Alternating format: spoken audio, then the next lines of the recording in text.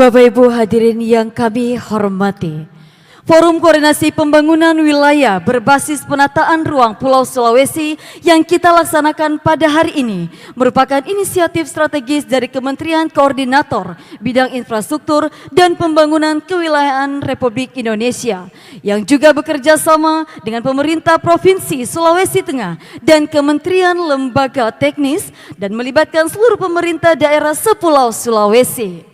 Forum ini juga bertujuan sebagai penyatukan arah pembangunan antara pusat dan daerah secara spasial dengan menekankan pentingnya penyelarasan RPJMD dengan RPJMN 2025-2029 serta dapat mempercepat penyusunan dan legalisasi RDTR di seluruh wilayah Sulawesi. Selanjutnya, marilah kita dengarkan sambutan Menteri Agraria dan Tata Ruang Badan Pertanahan Nasional Republik Indonesia kepada Bapak Haji Nusron Wahid SSMSI. Disilakan. Assalamualaikum warahmatullahi wabarakatuh. Yang kami hormati Bapak Menko Infrastruktur dan Pengembangan Kawasan, Bapak Dr. Agus Harimurti Yudhoyono, yang kami hormati Sohibul Bed, Gubernur Sulawesi Tengah, Bapak Anwar Hafid. Ini namanya Anwar Hafid, kadang-kadang saya beda-beda tipis dengan Anwar Abbas begitu. Bapak-bapak Pak Kepala BIG, Bapak-bapak Gubernur dari Sulawesi Selatan, Sulawesi Barat, Gorontalo, Bapak Ketua DPRD, Bu Wagub, dan semua yang hadir dalam kesempatan ini. Bapak sekalian, dalam kesempatan yang baik ini, mumpung kita kumpul, saya sebetulnya sudah menyampaikan di Pulau Sulawesi ini di 2 provinsi. Pertama di Sulawesi Tengah bersama dengan Ibu Wakil Gubernur, beserta dengan hampir semua kepala daerah di Sulawesi Tengah, kemudian dengan Sulawesi Tenggara, dengan semua bupati dan Pak Gubernurnya serta wagubnya, untuk menyampaikan tentang berbagai hal tentang tata ruang, termasuk juga kebijakan pertanahan. Tapi dengan adanya acara ini saya tambah senang karena sekali pukul dapat banyak. Terima kasih Pak Menko. Di Kalimantan juga sudah kami lakukan di Kalimantan Timur, kemudian Pulau Jawa sudah semua, Sumatera sudah 4 provinsi. Memang ini kami memang targetkan keliling untuk menyampaikan kebijakan tentang pertanahan dan kebijakan tentang tata ruang.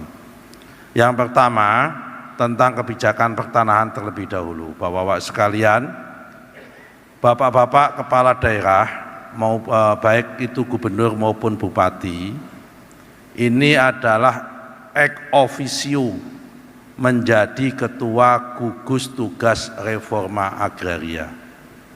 Kami ingatkan sekali lagi bahwa bapak-bapak kepala daerah baik bupati maupun gubernur itu ex officio menjadi ketua gugus tugas reforma agraria, yang tugasnya adalah menentukan subjek penerima.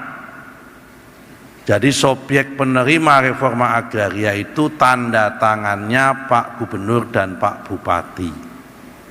Tugasnya ATR BPN dalam hal reforma agraria supaya tidak terjadi konflik, pertama menentukan objeknya. Setelah menentukan objeknya, kita serahkan sama kepala daerah menentukan subjeknya. Kemudian yang kedua, kepala ATR BPN adalah mensertifikasi tanah yang sudah direforma agrariakan atau diredistribusikan kepada subjek yang telah ditentukan kepala daerah tersebut. Sehingga kalau ada konflik di daerah tentang mengenai reforma agraria dengan isu ketidakadilan, kenapa si A yang dapat bukan si B yang dapat, yang paling paham dan paling bertanggung jawab adalah Kepala Gugus Tugas Reforma Agraria, yaitu kepala daerahnya masing-masing. Ini sekali lagi kami tekankan. Yang kedua, Bapak-bapak sekalian, di dalam konteks tata ruang kita mempunyai banyak PR. PR pertama adalah karena Bapak-bapak sudah sah. Waktu di retreat saya sampaikan menjadi kepala daerah, langkah pertama adalah merevisi tentang RT RW-nya masing-masing, baik itu RT RW provinsi maupun RT RW kabupaten kota. RT RW provinsi menggunakan basis peta 1/250.000. RT RW kabupaten menggunakan basis peta 1/50.000. Tentunya kalau pembangunan hanya mengandalkan RT RW, pengambilan keputusan terutama masalah pemanfaatan tata ruang tidak objektif dan pasti ada bias dan distorsi di lapangan. Karena itu Bapak-bapak sekalian, dari RT RW kabupaten dan RT RW provinsi kita turunkan lagi menjadi namanya RDTR, Rencana Detail Tata Ruang. Di Pulau Sulawesi secara nasional, RDTR itu kebutuhannya untuk mencapai target mempermudah investasi 2000. Saat ini baru sekitar 695 dari 2000. Dari 2000 itu, Bapak-bapak sekalian, target Pulau Sulawesi adalah 451. Tapi baru 90 yang selesai. Kurang 361 targetnya. Sulawesi kurang 59, Sulawesi Tenggara kurang 96, Sulawesi Barat kurang 21, Sulawesi Selatan kurang 111, Sulawesi Tengah kurang 51, dan Gorontalo kurang 23. Supaya kita tidak saling menyalahkan tentang lambatnya RDTR ini, dalam kesempatan yang baik ini dan di berbagai kesempatan kami menawarkan kita sharing the pain, sharing the gain.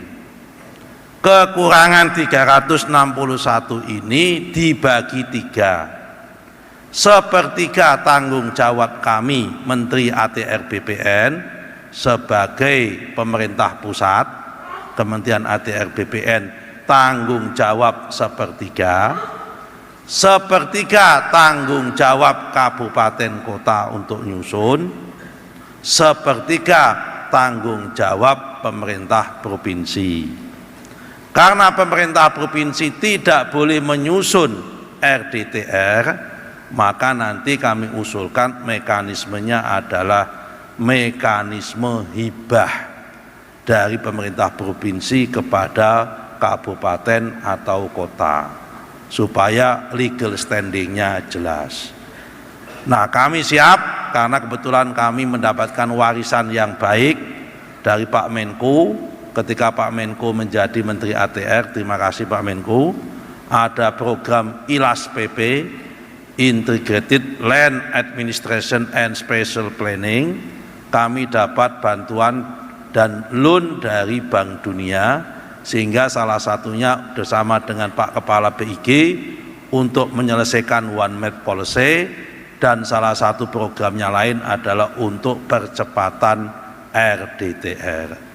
Kalau RDTR ini bisa cepat selesai, kalau kami menggunakan dana APBN murni selama 5 tahun hanya mampu tambah 400. Kemudian ditambah dengan Bank Dunia ini kemungkinan kami dapat tambahan bisa tambah 700, sehingga bisa tambah 1.100. 1.100 kalau nanti ditambah partisipasi dengan kabupaten dan partisipasi provinsi, insya Allah di akhir tahun 2029 target 2.000 malah insya Allah kita bisa terlampaui kalau asumsinya sharing the pain dan sharing the gain ini semua bisa untuk disepakati dan komitmen bersama-sama. Gitu Pak Anwar Hafid, mohon menjadi perhatiannya.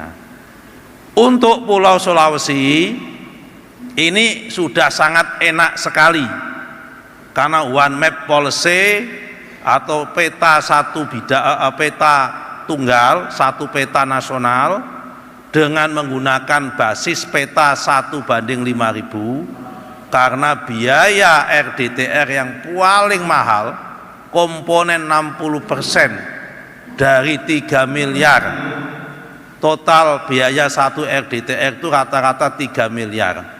Dari 3 miliar itu biaya paling mahal sekitar 50-60% adalah komponen membuat peta 1:5.000. Khusus untuk Pulau Sulawesi, alhamdulillah pada tahun ini peta 1:5.000-nya sudah tersedia, dibuatkan oleh Bapak Kepala BIG yang nanti akan diserahkan langsung kepada Bapak Menko Infrastruktur.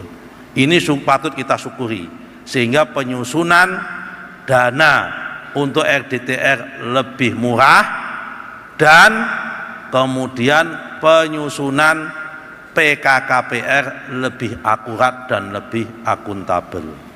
Yang terakhir, karena ini berkaitan dengan tata ruang Bapak-bapak sekalian, turunan dari RDTR itu adalah PKKPR, persetujuan kesesuaian kegiatan pemanfaatan ruang. Ini kalau dulu salah satunya adalah ganti izin lokasi. Sekarang udah nggak ada lagi izin lokasi. Dulu ada izin lokasi, izin pemanfaatan lahan, izin macam-macam. Sekarang cukup satu, yaitu PKKPR. Nah, berdasarkan pengalaman, PKKPR yang disusun disetujui tanpa RDTR, karena PKKPR menggunakan prinsip SLA, Service Level Agreement, di mana 45 hari tidak ada rekonfirmasi dari Kementerian ATR BPN, maka otomatis PKKPR itu disetujui. Ternyata setelah kita evaluasi 3 tahunan, mohon maaf terpaksa kami sampaikan, 88% persetujuan PKKPR tidak sesuai dengan tata ruang. Ada PKKPR-nya, tapi karena tidak melalui proses RDTR-nya, maka PKKPR-nya 88% tidak sesuai dengan pemanfaatan atau rencana tata ruang atau RT/RW kabupaten kota maupun provinsi, alias tidak sesuai. Maka Pak Menko kami laporkan Bapak sekalian, tidak heran kalau kemudian ekosistem kita berantakan. Tidak heran kalau hujan sedikit langsung hujan. Tidak heran kalau ada angin dan puting beliung dikit langsung ada tanah longsor. Kenapa? Karena yang semula hutan, semula sawah, semula kemudian gunung, semula apa sudah dikeruk, kemudian dijadikan area pemukiman, area industri secara tanda petik tidak civilian, tidak civilized, yang itu kemudian mengakibatkan ekosistem kita tidak teratur. Apa penyebabnya? Penyebabnya Bapak-bapak sekalian, PKKPR-nya tidak sesuai. Kenapa PKKPR-nya tidak sesuai? Karena menggunakan mekanisme SLA. Dan kedua, kenapa kami nggak mau menyalahkan SLA-nya, SLA keharusan, tapi kenapa kemudian nggak sesuainya? Lebih banyak disebabkan karena belum ada RDTR. Sementara PKKPR itu pintu awal masuk untuk izin-izin selanjutnya dalam setiap investasi. Tanpa ada PKKPR tidak akan ada izin AMDAL, tidak ada izin operasional, tidak ada izin prinsip dan sebagainya. Karena pintu awalnya adalah PKKPR. Jadi PKKPR ini mutlak dan wajib hukumnya. RDTR juga mutlak dan wajib hukumnya. Kata Pak Kiai Anwar Hafid, Gubernur Sulawesi Tengah yang merangkap jadi kiai ini, RDTR itu ibaratnya adalah wundu. Sementara izin berusaha itu ibaratnya adalah sholat. Wundu itu memang tidak wajib, yang wajib sholat. Tapi sholat tidak sah kalau tidak wundu. Ibaratnya Pak Kiai Anwar Hafid. Karena itu sholat wundu pun kemudian menjadi wajib. Jadi yang wajib itu adalah berusaha dan izin berusaha. RDTR tidak wajib, tapi ibaratnya wundu. Wundu memang tidak wajib. Izin berusaha itu ibaratnya sholat itu wajib. Tapi tidak sahlah sholat itu kalau tidak wundu. Maka wundu menjadi wajib. Ini kalau dalam kaidah fikihnya biasanya bunyinya mala yatimul wajibu illa bihi fahuwa wajibun. Segala sesuatu meskipun tidak wajib, kalau tanpa perbuatan itu kemudian yang wajib tidak sempurna, maka perbuatan itu pun kembali kemudian hukumnya menjadi wajib. Ini RDTR-nya.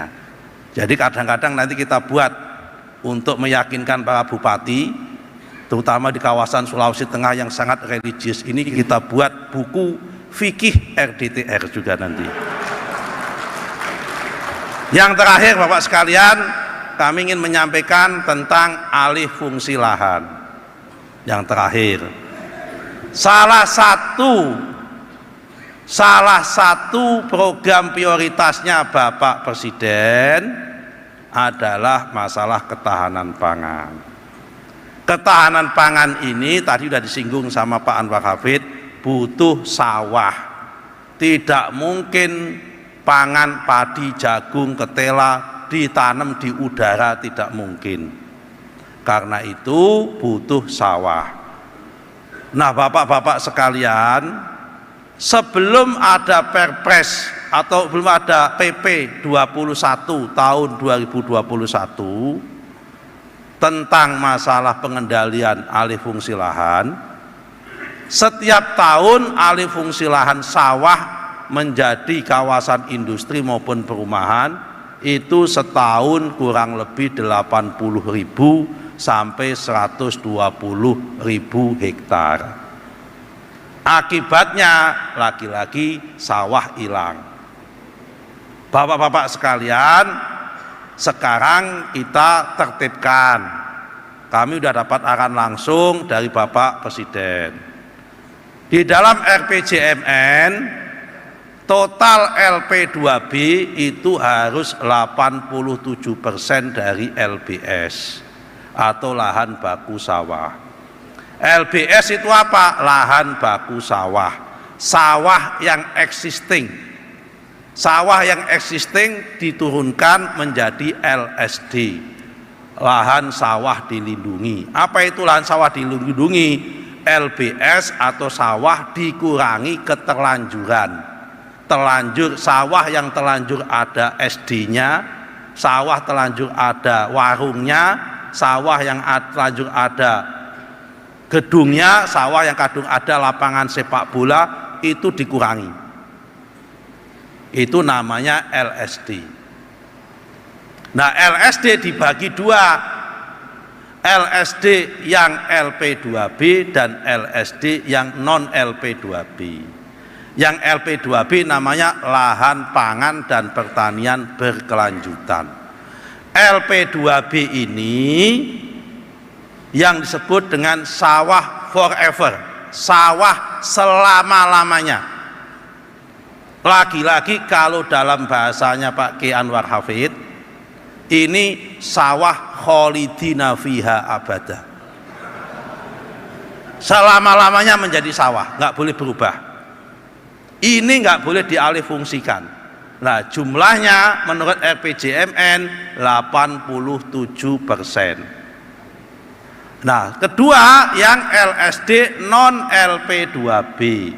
Nah, LSD yang non LP2B inilah Bapak-bapak sekalian ruang yang boleh Bapak alih fungsikan. Untuk apa? Bisa untuk kantor, bisa untuk industri, untuk hilirisasi, bisa untuk listrik, bisa untuk lain-lain. Ini yang sini. Tapi yang LP2B mutlak tidak boleh. Bagaimana Pak kalau ini PSN kepepet, nggak ada yang lain? Boleh nggak? Kalau PSN dikecualikan, tapi pun dengan catatan. Catatannya apa? Pemohon diwajibkan untuk mengganti lahan dengan tingkat produktivitas yang sama. Jadi kalau sawah yang mau dipakai untuk proyek PSN tersebut 1 tahun menghasilkan 20 ton per hektar, maka pemohon wajib mencarikan lahan yang sama, yang semula itu kebun atau semula itu kebun karet, dibuat sawah baru yang bisa melahirkan 20 ton per tahun, gabah atau apa. Ini dalam rangka untuk harmoni ketahanan pangan. Demikian sambutan yang bisa kami sampaikan. Ya kan, ini sekaligus materi supaya nggak ngulang-ngulang nanti kami, supaya langsung bisa cepat pulang nanti setelah acara ini, Pak Anwar Hafid.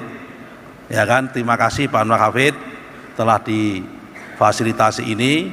Mohon disiplin Bapak-bapak sekalian dari Pak Bupati, kami membuka diri, sanggup dan menawarkan pembiayaan RDTR sepertiga dari kekurangan. Sepertiganya dari mana? Dari Pak Gubernurnya masing-masing. Sepertiganya lagi dari mana? Ya ini kan untuk kepentingan daerah Bapak Ibu, masa nggak mau urunan semua dari pusat, nggak fair dong. Inilah dalam rangka sharing the pain, sharing the gain, kita bangun tata ruang ini secara bersama-sama. Saya mohon maaf, yang namanya Menteri ATR BPN ibarat teori perbankan. Kalau Menteri PU, Menteri SDM, Menteri Perindustrian, Menteri Investasi, Menteri Perumahan, dalam teori perbankan ibaratnya direktur kredit dan direktur pemasaran yang tukang menawarkan kredit terus begitu. Tapi kalau Menteri ATR BPN, kalau ibarat dalam teori perbankan adalah direktur risk management. Jadi memang tata ruang harus kejem dan harus ketat. Jadi saya mohon maaf kalau dalam Bapak-bapak sekalian minta alih fungsi, kami agak ketat, agak kejem. Ya memang tugasnya risk management itu adalah kejem dan risk management harus ketat. Memang seperti itu. Kalau nanti risk management kok gampang, ya tidak beda dengan direktur marketing atau direktur kredit, karena memang tugas kita adalah risk management. Saya kira memang fungsinya seperti itu. Kalau terjadi konflik di mana-mana pasti akan terjadi konflik antara direktur marketing dengan direktur risk management, itu pasti konflik. Nah yang konflik yang mendamaikan siapa? Yang mendamaikan biasanya Pak Presiden, Pak Presiden direktur. Kami sudah berantem banyak sama Pak Menteri Mawar Syahid karena dia minta lahan sawah untuk rumah MBR, kami nggak kasih, diprotes. Ya kita minta wasitnya Pak Presiden kalau begitu, karena kalau nggak sama-sama 3 juta rumah juga program pemerintah, tapi ketahanan pangan sawah juga program pemerintah. Terima kasih Pak Menko, Pak Gubernur, semuanya kita sama-sama bahu-membahu untuk menjaga tata ruang kita demi keberlanjutan pembangunan dan investasi kita. Terima kasih. Wallahul musta'an, wallahul muwaffiq ila aqwamit thoriq. Wabillahi taufiq wal hidayah. Wassalamualaikum warahmatullahi wabarakatuh.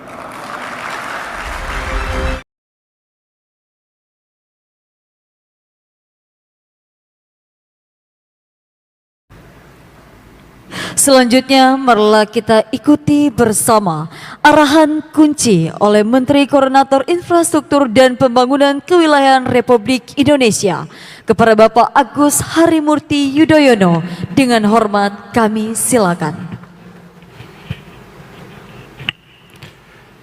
Bismillahirrahmanirrahim. Assalamualaikum warahmatullahi wabarakatuh. Selamat pagi dan salam sejahtera untuk kita semua. Bapak, Ibu, para hadirin yang kami muliakan, dalam satu semangat yang sama kita ingin Indonesia, khususnya Sulawesi, semakin maju dan sejahtera. Dan forum ini kita harapkan bisa menjadi bagian yang tidak terpisahkan dari semangat dan cita-cita itu. Pertama, tentu saya ingin menyapa sekaligus mengucapkan terima kasih yang setinggi-tingginya kepada sahabat saya, Menteri Agraria dan Tata Ruang, Kepala Badan Pertanahan Nasional. Berikan sekali lagi tepuk tangan untuk Bapak Nusron Wahid. Terima kasih Pak Menteri atas kehadiran sekaligus pemaparan direktif bagi kita semua untuk sama-sama kita mengawal upaya untuk menghadirkan tata ruang yang semakin berdampak positif bagi kehidupan kita semua, sekaligus akan menjadi panglima dalam perencanaan pembangunan ke depan. Saya bersyukur walaupun hanya 8 bulan mendapatkan amanah, mendapatkan tugas sebagai Menteri ATR BPN di pemerintahan terdahulu, pemerintahan Bapak Presiden Joko Widodo. 8 bulan tetapi cukup rasanya bagi saya untuk mengetahui dan semakin menyadari bahwa memang urusan tanah dan tata ruang itu benar-benar sangat mendasar. Saya rasa kita tidak bisa memungkiri bahwa kalau tanahnya tidak jelas, saya rasa kita sulit untuk melakukan perencanaan pembangunan yang berkelanjutan. Kita semua lahir, hidup, dan kembali ke tanah. Populasi Indonesia sama halnya dengan populasi dunia terus bertambah. Hari ini kita 285 juta orang. Populasi Sulawesi juga terus bertambah. Sedangkan untuk mendukung bertambahnya penduduk kita dibutuhkan ruang spasial yang juga bisa mendukung segala aktivitas dan kepentingan kita untuk membangun. Bukan hanya hidup, tapi membangun negeri kita, daerah kita, termasuk ekonomi kita. Jadi semua harus diatur, harus ditata, harus dikelola, harus ada manajemen agar tidak saling tumpang tindih, karena pasti semua punya kepentingan dan saling berkompetisi satu sama lain. Tadi Pak Menteri ATR mengingatkan bagaimana kita harus menyelesaikan dua kepentingan yang sama pentingnya. Satu, untuk menuju swasembada pangan kita harus mempertahankan lahan-lahan sawah kita. Produktivitas harus dijaga, tapi juga luasannya tidak boleh berkurang. Sebaliknya, kita juga ingin penduduk kita punya kehidupan dan kualitas hidup yang lebih baik melalui perumahan. Kita tahu masih banyak masyarakat kita yang belum memiliki rumah sendiri. Bisa dikatakan permasalahan housing backlog, kekurangan rumah, termasuk masih banyak yang tinggal di rumah tidak layak huni. Ini perlu dipersiapkan lahannya agar kita bisa membangun rumah untuk rakyat. Jadi dua kepentingan yang saling harus diprioritaskan. Oleh karena itu, Bapak Ibu sekalian, ini kembali pada urusan kebijakan publik. Mengambil keputusan di antara hal-hal yang tidak mudah. Saya rasa para gubernur, para bupati wali kota terus menghadapi masalah-masalah seperti ini. Betul Bapak Ibu sekalian? Belum lagi kebutuhan industri. Untuk menjadi negara maju, kita ingin mengejar transformasi ekonomi menuju Indonesia Emas 2045. Sering kita gunakan jargon itu. 20 tahun lagi 2045 itu. Nah, apakah kita bisa mengedepankan industri termasuk hilirisasi, di mana kita tahu Sulawesi, khususnya Sulawesi Tengah ini juga menjadi tulang punggung industri dan hilirisasi. Banyak komoditas langka, material langka yang juga diperebutkan oleh bangsa-bangsa sedunia ada di tanah yang mulia ini. Oleh karena itu, kita juga harus menata sebaik mungkin agar industri makin maju dan berkembang tanpa tadi mengorbankan kebutuhan lahan-lahan untuk sawah, untuk ketahanan pangan, termasuk untuk meyakinkan agar air bisa terpenuhi, air bersih. Tanpa tanah, tanpa air tidak ada kehidupan. Kita semua tahu itu. Oleh karenanya, mari melalui forum koordinasi ini kita bulatkan tekad agar sama-sama menghadirkan paradigma pembangunan yang mensejahterakan rakyat. Artinya jangan sampai pertumbuhan ekonomi tinggi dan Sulawesi berdasarkan RPJMN 2025-2029 diharapkan bisa mencapai 9,9% pertumbuhan ekonomi. Lebih tinggi dibandingkan target pertumbuhan ekonomi nasional. Tapi jangan sampai ekonomi tumbuh tinggi, ada semakin banyak masyarakat yang tertinggal atau masih banyak yang miskin. Disinilah diperlukan para pemimpin yang juga memiliki sensitivitas. Tidak boleh meninggalkan siapapun di bawah. Setuju Bapak Ibu sekalian? Terima kasih. Kalau kita setuju, artinya kita satu frekuensi. Kita dalam lembaran yang sama. Nah, bukan hanya pertumbuhan ekonomi yang tinggi. Tadi Profesor Aris mengatakan kita ini masuk kategori middle income country. Tapi masih kategori lower middle income country. Artinya negara dengan pendapatan menengah, tapi masih kategori yang di bawah. Kita ingin terus bergerak. Saat ini GDP per kapita, pendapatan per kapita kita masih di angka 4.900-an sekian US dollar per tahun. Kita ingin mengejar pertumbuhan, saya ulangi, pendapatan per kapita makin tinggi. Dan pada akhirnya akan masuk menjadi kategori pendapatan tinggi. Nah, ini semua perlu kita ikhtiarkan. Jadi Bapak Ibu sekalian, sumber daya alam yang kita miliki adalah modal yang besar. Tidak semua negara punya. Kita gunakan sebaik mungkin, tapi sebijak mungkin juga agar aspek yang ketiga, selain kesejahteraan untuk masyarakat semakin merata, tapi juga bagaimana kita tetap bisa menjaga kelestarian alam. Jangan sampai kita menyesal ketika sudah tidak bisa lagi kita perbaiki. Ketika lingkungan rusak, Allah juga akan marah biasanya.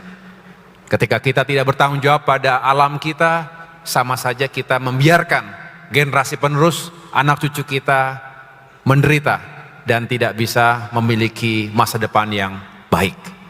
Ini tugas dan tanggung jawab kita semuanya. Tugas para pemimpin, pemimpin politik, para pejabat eksekutif, termasuk para wakil rakyat. Di sini tidak melihat dari mana kita berasal, tidak melihat identitas kita, tidak melihat pilihan politik kita satu suara, satu tujuan agar Sulawesi dan Indonesia semakin maju, sejahtera dan berkelanjutan pembangunannya. Kembali ke urusan tata ruang ini. Tadi Pak Menteri ATR sudah sangat jelas mengingatkan kepada kita apa saja yang harus kita kawal agar kembali tata ruang menjadi kompas utama dalam pembangunan, menjadi panglima dalam pembangunan. Nah, kita harus bekerja keras, walaupun saya juga mengapresiasi karena progresnya real untuk menghadirkan peta skala besar 1:5.000. Program kerjasama strategis dengan Bank Dunia melalui ILASP atau Integrated Land Administration and Spatial Planning, ya. Ini agar terus kita kawal 4-5 tahun ke depan, harusnya seperti yang diharapkan oleh Pak Menteri tadi bisa tuntas, bahkan melebihi yang kita harapkan. Kalau peta 1:5.000 ini sudah lengkap semuanya, maka tadi statistik yang sudah dipaparkan oleh Pak Menteri untuk Sulawesi yang ditargetkan adalah 451 RDTR yang baru tercapai atau baru bisa diterbitkan itu baru 90 RDTR, artinya masih 19,96%. Kita masih harus bekerja keras mengejar 361 yang lain, dan baru 45 yang masuk ke dalam sistem OSS. Jadi setelah Sulawesi lengkap peta 1:5.000-nya, harusnya kita bisa lebih cepat bekerja. Jadi begitu ya para gubernur, para bupati, wali kota, mari kita kawal setelah memiliki modal yang baik ini, karena tadi separohnya sudah selesai urusan RDTR karena petanya sudah tersedia. Bapak Ibu sekalian, saya berharap Sulawesi akan menjadi salah satu model bagi wilayah-wilayah Indonesia lainnya. Kalau ini bisa kita sukseskan bersama, maka semangat Bapak Presiden Prabowo Subianto untuk mewujudkan swasembada pangan, swasembada energi, termasuk melakukan hilirisasi, termasuk juga swasembada air, dan sekaligus kita meningkatkan kualitas hidup masyarakat kita melalui peningkatan kualitas pendidikan, pelayanan kesehatan, dan pengurangan kemiskinan. Maka saya rasa Sulawesi menjadi salah satu katalis ekonomi yang sangat signifikan. Dan ini sekali lagi dimulai dengan upaya kita menata ruang wilayah dengan sebaik mungkin dan sebijak mungkin. Kalau kita menikmati alam sambil traveling, kemarin kita ke Donggala, 40 menit dari Palu, tadi pagi kita berlari di kota Palu, termasuk melihat kondisi geografis kita selalu bersyukur bahwa Indonesia dikaruniai dengan begitu banyak kekayaan sekaligus keindahan. Tetapi juga sudah menjadi takdir kita bahwa Indonesia berada di Rings of Fire. Jadi setiap saat kita juga harus siap menghadapi bencana. Apa yang terjadi, Pak Gubernur tadi mengingatkan, September 2018 yang lalu sebuah tragedi kemanusiaan, bencana yang dahsyat, yang telah meluluh lantakkan kota ini, termasuk banyak korban jiwa. Mari kita selalu bisa bangkit dari krisis, bangkit lebih kuat, gerak lebih cepat, dan maju lebih hebat. Saya rasa inilah yang harus menjadi semangat semua wilayah yang terdampak bencana. Permasalahannya bukan hanya spirit, tetapi ada tidak upaya kita untuk memitigasi potensi bencana yang lain. Kita berdoa, kita selalu memohon kepada Yang Maha Kuasa agar kita dilindungi dari segala bencana, tetapi sebagai umat manusia yang juga dibekali akal dan kekuatan untuk bisa mencari solusi terbaik. Oleh karena itu, tentu dalam kapasitas sebagai Menteri Koordinator Bidang Infrastruktur dan Pembangunan Kewilayahan, saya mendorong kepada seluruh kalangan, baik pemerintah pusat maupun pemerintah daerah. Di sini hadir berbagai kementerian, ya, baik Kementerian ATR BPN, Kementerian Pekerjaan Umum, Kementerian Perumahan dan Kawasan Permukiman, Kementerian Perhubungan, dan juga Kementerian Transmigrasi. Marilah kita lakukan pendekatan pembangunan yang resilient, yang lebih punya daya tahan terhadap berbagai potensi atau dampak bencana alam, dari gempa bumi, dari banjir besar, termasuk juga dari tsunami. Tadi kita berlari di jalan Cumi-Cumi, di jembatan Palu 4, itu sudah dipersiapkan atau sudah dibangun infrastruktur yang bisa sekaligus menjadi tanggul. Termasuk tadi ada beberapa water break, ya, yang pemecah ombak jika terjadi gelombang besar yang berpotensi tsunami. Nah, mudah-mudahan kita bisa terus mengedepankan pendekatan pembangunan infrastruktur yang berkelanjutan sambil terus menjaga ekosistem kita agar tetap lestari. Bapak Ibu sekalian, saya rasa itu yang dapat saya tambahkan sekaligus menjadi semangat forum koordinasi ini. Saya pada akhirnya sekali lagi mengucapkan terima kasih kepada semua yang telah berupaya keras untuk menyelenggarakan acara ini, khususnya Deputi 1 Bidang Pemerataan Pembangunan Kewilayahan, Bapak Najib Faisal, dan para panitia lain yang juga tergabung dalam forum koordinasi ini. Semoga bisa kita tindak lanjuti, dan saya akhiri dengan 4 harapan dan sekaligus juga direktif yang menurut saya baik untuk kita diskusikan bersama. Yang pertama adalah segera melakukan penyelarasan antara RPJMD dengan RPJMN secara spasial. Yang kedua, kita dorong percepatan legalisasi RDTR dan pemanfaatan OSS berbasis spasial. Yang ketiga, mari kita integrasikan data sektoral dalam satu basis data geospasial yang dapat diakses bersama. Dan yang keempat, yang terakhir, mari kita kawal agar program pembangunan wilayah selalu mempertimbangkan aspek ketahanan terhadap bencana, kerentanan iklim, dan daya dukung lingkungan. Itu 4 hal yang mudah-mudahan bisa menjadi pedoman kita dalam melanjutkan diskusi pembahasan dan perencanaan pembangunan ke depan.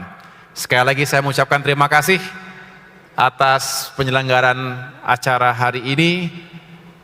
Setelah ini tentunya bisa dilanjutkan dengan materi-materi lainnya, dan saya juga terima kasih diizinkan bermalam di Palu tadi malam sampai dengan pagi ini. Mudah-mudahan saya bisa kembali lagi ke Sulawesi Tengah pada saatnya dalam isu-isu yang lain. Saya akhiri dengan sebuah pantun. Lari pagi di jalan Cumi-Cumi, langit biru, udara segar terasa. Forum Koordinasi Satukan Sulawesi demi Indonesia maju dan sejahtera. Terima kasih. Wassalamualaikum warahmatullahi wabarakatuh.